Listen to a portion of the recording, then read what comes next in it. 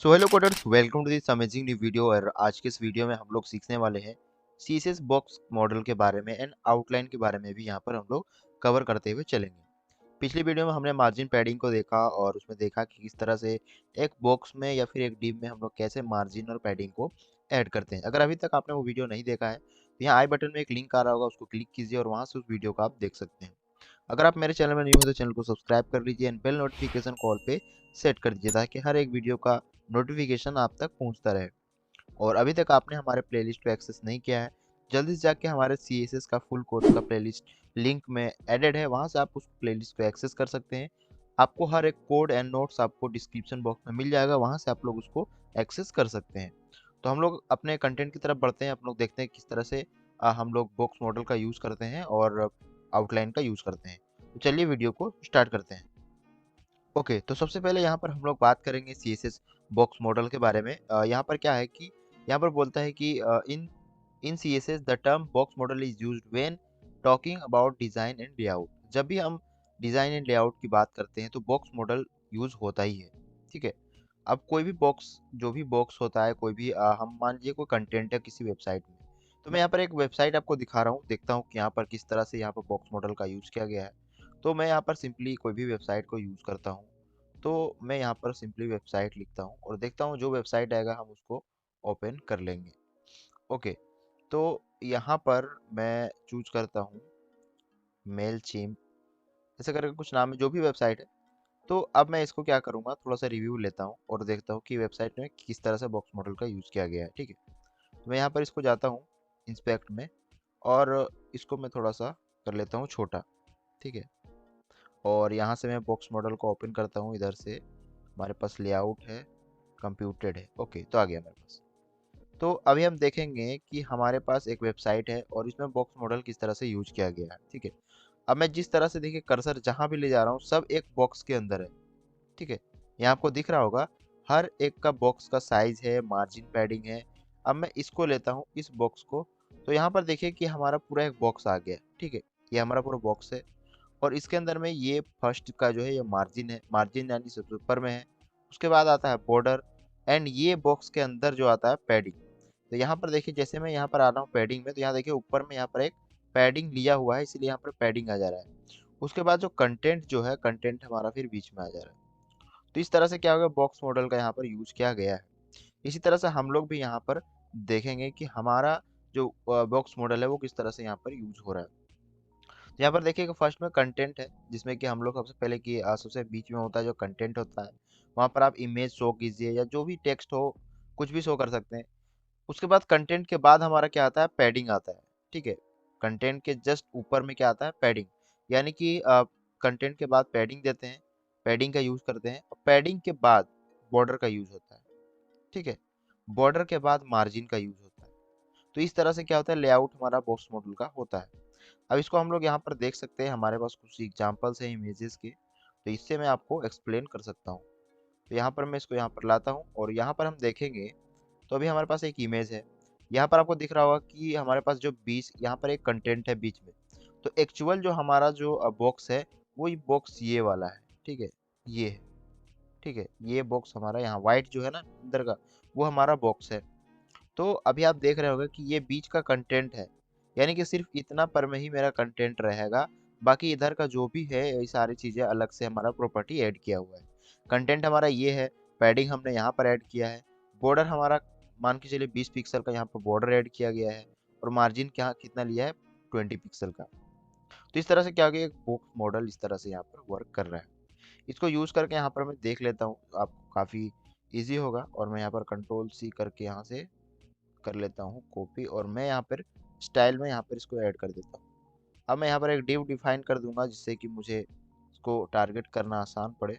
तो मैं यहाँ डिव डिफाइन कर लिया हूँ और अभी यहाँ पर आपको दिख रहा होगा कि हमारे पास एक डिव आ चुका है जिसमें कि बीच का कंटेंट है और ये क्या है हमारा, ये हमारा है एक बॉर्डर है।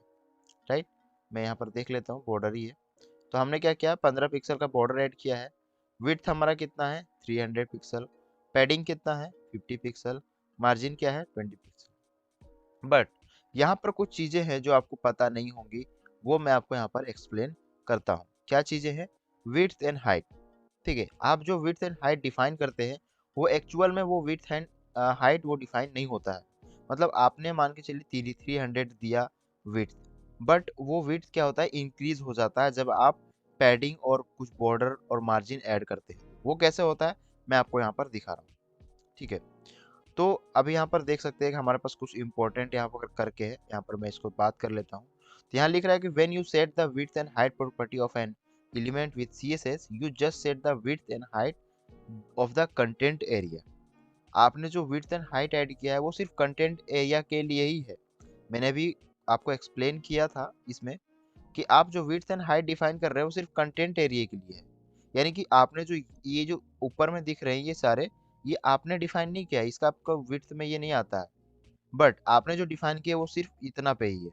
ठीक है, तो ये आपको ध्यान रखना है। और नेक्स्ट टाइम देखते हैं क्या है। तो हमारे पास कुछ एग्जांपल है यहाँ पर इस तरह से, और यहाँ पर हमारा कुछ है। तो अभी हमारा कितना है यहाँ पर विड्थ, इसको मैं फिर से कॉपी कर लेता हूँ और इसको मैं वहाँ पे यूज करता हूँ। ठीक है। तो यहाँ पर फॉर एग्जांपल हम लोग देख रहे हैं, जैसे इंपॉर्टेंट में इन्होंने बताया कि आप जो प्रॉपर्टी सेट करते हैं वो सिर्फ कंटेंट के लिए होता है, राइट। बट यहाँ पर क्या कह रहा है कि this div element will total width तो 350, total height and height of 80 pixel. ये बोल रहा है कि ये जो div है यहाँ पे आपको दिख रहा है, यहाँ पर जो width है 350 पिक्सल है और हाइट जो है 80 पिक्सल है। हाइट यहाँ पर 80 पिक्सल है। तो यहाँ पर ये इन्होंने 50 क्यों लिखा, क्योंकि यहाँ पर तो 20 है, यहाँ पर तो 50 है, बट इन्होंने क्या ये बता रहे हैं कि हाइट 80 पिक्सल है। अब इसको हम लोग देखते हैं कि आखिर इस तरह से क्यों यहाँ पर आ रहा है। तो मैं इसको यहाँ से कॉपी कर लेता हूँ और उसको मैं चेंज कर लेता हूँ यहाँ पे CSS में, और यहाँ पे मैं इसको पेस्ट कर दिया। अब इसको हम लोग समझेंगे अच्छी तरह से कि हम इसको क्यों और किस तरह से ये बता रहा है। तो ये बोल रहा है कि आप यहाँ पर div में जो 320 पिक्सल है ये एक्चुअल में 350 पिक्सल है, बट आपको पता नहीं चल रहा है कि ये 350 पिक्सल है, बट आपने 320 दिया बट यहाँ 350 हो गया। कैसे हुआ उसको हम समझेंगे बॉक्स मॉडल में। तो यहाँ पर कैलकुलेशन हमारे पास कुछ है, और आपको इसको याद भी रखना चाहिए ये फॉर्मूला को। ठीक है, जिससे कि आपको काफ़ी बेनिफिट होगा आगे जाके अगर कोई पूछता है तो। तो अभी हमारे पास फॉर्मूला किस तरह से है, मैं इसको थोड़ा सा एक लाइन में कर देता हूँ। ठीक है, तो उससे ज़्यादा इजी होगा आपको। ओके, तो ये थोड़ा सा ब्रेक हो रहा है तो इसको नीचे ही रहने देते हैं। ठीक है, तो अभी हमारे पास क्या है कि हमारे पास टोटल विड्थ हमने डिफाइन किया 320 पिक्सल। अच्छा से समझिएगा इसको कि हमने जो विड्थ डिफाइन किया 320 पिक्सल है। विड्थ ऑफ कंटेंट एरिया, यानी कि ये क्या है, कंटेंट एरिया का हमारा विड्थ है। यानी कि हम जो विड्थ फिक्स करते हैं वो कंटेंट एरिया के लिए होता है। ठीक है। अब इसमें प्लस क्या हुआ है, प्लस होके 350 कैसे हुआ यहाँ देखते हैं। हमारे पास क्या है, पैडिंग है। ठीक है, तो पैडिंग कितना है हमारे पास, 10 पिक्सल। ठीक है, तो 10 पिक्सल हमारा क्या हो गया, 10 पिक्सल यानी कि चारों तरफ से हो गया। चारों तरफ से हो गया तो लेफ्ट और राइट मिला के कितना हो गया, 20 पिक्सल। तब हम यहाँ पर कितना लेफ्ट एंड राइट ऐड करेंगे, 20 पिक्सल। कितना हो गया 20 पिक्सल, 340 पिक्सल। ठीक है, यहाँ क्लियर होगा। अब आता है कि अब हमारे पास हमने और एक चीज़ ऐड किया है, बॉर्डर। बॉर्डर हमारा क्या है, चारों तरफ से है। तो चारों तरफ से यानी लेफ्ट राइट मिला के कितना हो गया, 10 पिक्सल। तो 5 और 10 पिक्सल हो गया, तो 10 पिक्सल फिर ऐड करेंगे हम लेफ्ट राइट बॉर्डर को। तो कितना हो गया हमारा, 350 टोटल विड्थ। विड्थ तो आपका कंप्लीट हो चुका होगा कि विड्थ यहाँ पर कैसे आ गया 350। अब हम लोग बात करते हैं हाइट के बारे में। ठीक है, कि हाइट 50 पिक्सल आखिर कैसे हुआ, और मतलब हाइट जो है 80 पिक्सल कैसे हुआ, क्योंकि हमने जो सेट किया था 50 था, राइट। तो अब यहाँ पर बात करते हैं कि जो हमारा कंटेंट का जो हाइट है वो सिर्फ हमारा 50 पिक्सल था, बट इसमें क्या ऐड हुआ यहाँ पर देखते हैं। तो अभी हमने क्या किया कि पैडिंग हमने 10 पिक्सल ऐड किया, तो वो भी यहाँ पर कितना ऐड हो गया, 20 पिक्सल। यानी कि टॉप और बॉटम से कितना हो गया, 20 पिक्सल। तो ये कितना आ गया, 5 मतलब 70 पिक्सल हो गया टोटल दोनों का मिला के।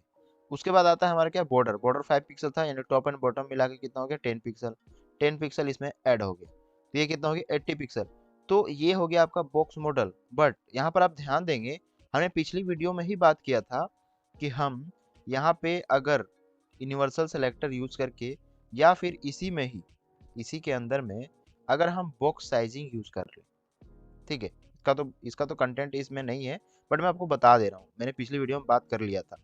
तो हम जैसे ही बॉक्स साइजिंग बॉर्डर बॉक्स करेंगे ना, तो देखिए मैं इसको एक कमेंट करता हूँ, आपको शायद सही से पता नहीं चला। तो ये क्या होगा कि ये हाइट एंड विड्थ इसका ले ले रहा है। अभी हमने क्या बोला कि हमने 320 अगर फिक्स किया है तो ये क्या कर लिया 350 पे चला गया। लेकिन अगर जैसे ही बॉक्स साइजिंग बॉर्डर बॉक्स करेंगे तो वो क्या करेगा कि वो पूरा जो बॉक्स है वो उसका विड्थ उतना ही रहेगा कंटेंट का, बस उसके अंदर में ही वो आ जाएगा सारा चीज, राइट। तो बॉक्स साइजिंग का ये मतलब होता है, बट बॉक्स साइजिंग इसमें लेक्चर में नहीं है तो इसको हम लोग नहीं देखेंगे, बट आपको एक्सप्लेन करने के लिए यूज किस तरह से होता है वो मैं आपको एक्सप्लेन कर दिया। तो यहाँ तक आपका पूरा क्लियर होगा मुझे उम्मीद है। तो हमने इसको एक्सप्लेन कर दिया। आपको ये कैलकुलेशन याद रखना है, अगर कोई पूछेगा कि हमारे पास 320 पिक्सल है, हमने इतना हाइट हमने ऐड किया, इतना विड्थ ऐड किया, तो आपको कैलकुलेट करना आना चाहिए कि किस तरह से आप उसको कैलकुलेट कर पाएंगे। ठीक है, तो यहाँ तक क्लियर है।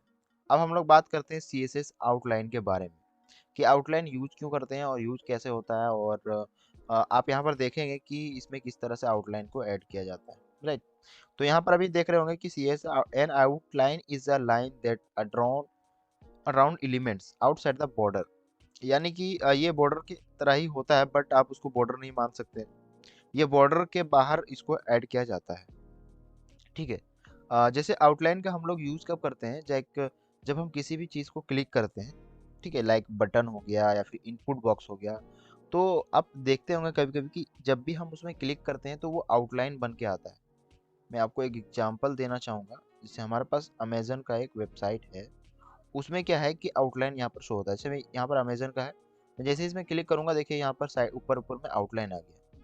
बॉर्डर का मतलब क्या हो रहा है कि बॉर्डर ऑलरेडी यहाँ पर अवेलेबल रहेगा, बट आउटलाइन क्या होता है कि जब आप क्लिक करेंगे तो फोकस होता है, उसको सेट करना पड़ेगा आपको, और ये आउटलाइन यहाँ पर आ जाएगा। आउटलाइन आप बॉर्डर की तरह भी यूज कर सकते हैं, बट आपको डिपेंड करता है कि आप कब और किसको किस तरह से यूज कर रहे हैं, बट आउटलाइन बिल्कुल ही डिफरेंट है उसके अकॉर्डिंग में, बॉर्डर के अकॉर्डिंग में। ठीक है, तो आउटलाइन का इस तरह से यहाँ पर यूज है। आउटलाइन के बहुत सारे प्रॉपर्टीज हैं, आप इनको यूज कर सकते हैं। तो मैं आउटलाइन का यूज़ करके मैं आपको दिखा सकता हूँ। जैसे हमारे पास एक बॉक्स है, डिव है, और मैं इसमें आउटलाइन को यहाँ पर डिफाइन किया, और यहाँ पर आप देखेंगे कि हमारे पास स्टाइल है। ठीक है, तो सबसे पहले हम लोग आउटलाइन एक डिफाइन कर लेते हैं, उसके बाद हम आगे की बात। तो आउटलाइन यहाँ पर मैं दे देता हूँ लाइक 20 पिक्सल सॉलिड। सॉलिड जैसे बॉर्डर ऐड करते हैं उसी तरह यहाँ पर भी करना है। उसके बाद यहाँ पर हम ऐड करेंगे लाइक रेड। ठीक है, तो अभी क्या गया कि हमारा आउटलाइन यहाँ पर आ चुका है। ठीक है, इसके ऊपर में हमारा क्या आ गया, आउटलाइन आ गया। तो ये क्या है, देखिए हमारा ये बॉर्डर है, बॉर्डर के बिल्कुल बाहर ही आया है हमारा आउटलाइन। तो अब हम लोग यहाँ पर बात करते हैं कि ये आउटलाइन स्टाइल का काम क्या है। ठीक है, उसके बारे में हम लोग बात करेंगे। तो आउटलाइन स्टाइल जो होता है, यहाँ पर बहुत सारे डॉटेड वगैरह जो भी चीज़ें हैं, यहाँ पर इनको यहाँ पर ये परफॉर्म करता है। जैसे कि आप उसमें देखे थे डॉटेड हम लोग यूज़ कर रहे थे, डैश्ड यूज़ कर रहे थे, अभी हमने सॉलिड को यूज़ किया है। तो हर तरह से प्रॉपर्टीज़ आप यहाँ पर यूज़ कर सकते हैं। अगर मैं यहाँ पे डॉट सॉलिड की जगह पे मैं डॉटेड यूज़ करता हूँ, ये एक तरह से डॉटेड होके आएगा। ठीक है, तो ये बहुत अलग अलग तरह से है यहाँ पे है। बट कभी कभी क्या होता है ना कि आप इनपुट जब लेंगे या बटन आप उसको यूज़ करेंगे, तो आपके पास क्या होता है, आउटलाइन डिफ़ॉल्ट आ जाता है, आउटलाइन में डिफ़ॉल्ट आ जाता है। तो इस तरह से आप यूज़ करते हैं। अब ये क्या है, शॉर्ट हैंड है आउटलाइन यूज़ करने का पिक्सल का। ठीक है, लेकिन अगर आपको शॉर्ट हैंड यूज़ करना नहीं आता है, फिर बिगिनर्स हैं, तो आप शुरू में इस तरह से यूज़ कर सकते हैं। लाइक मैंने आउटलाइन का विड्थ डिफाइन कर दिया लाइक 20 पिक्सल। ठीक है, अभी नहीं आ रहा, और आउटलाइन अभी नहीं आ रहा, मैंने कलर डिफाइन नहीं किया। फिर यहाँ पर क्या किया, आउटलाइन कर दिया कलर। कलर मैंने क्या कर दिया, रेड कर दिया। रेड नहीं आया। अभी हमने क्या किया, स्टाइल डिफाइन नहीं किया, तो हम क्या करेंगे, आउटलाइन का स्टाइल डिफाइन करेंगे। स्टाइल हमने क्या किया था, सॉलिड किया था, तो आ गया। तो इस 3 लाइन के यूज करने के बजाय आप 1 लाइन में भी यूज कर सकते हैं। ठीक है, वही मैंने अभी शुरू में ही बता दिया। आउटलाइन का जैसे कि मैं 1 लाइन में कैसे यूज करेंगे मैं आपको दिखा रहा हूँ। तो आउटलाइन का क्या होता है, फर्स्ट में जो आता है हमारा वो होता है आउटलाइन का विड्थ और मतलब आउटलाइन का जो होता है हाइट होता है, तो मैं 10 पिक्सल रखता हूँ। उसके बाद क्या आता है हमारा कि उसको स्टाइलिंग कौन सा देना है, तो मैं देना चाहता हूँ डैश। ठीक है, ये देना चाहता हूँ। उसके बाद आपका क्या आता है, सॉरी, डैश। उसके बाद हम आता है कलर। कलर आप देना क्या चाहते हैं, हम रेड देना चाहते हैं, तो ये आ गया रेड।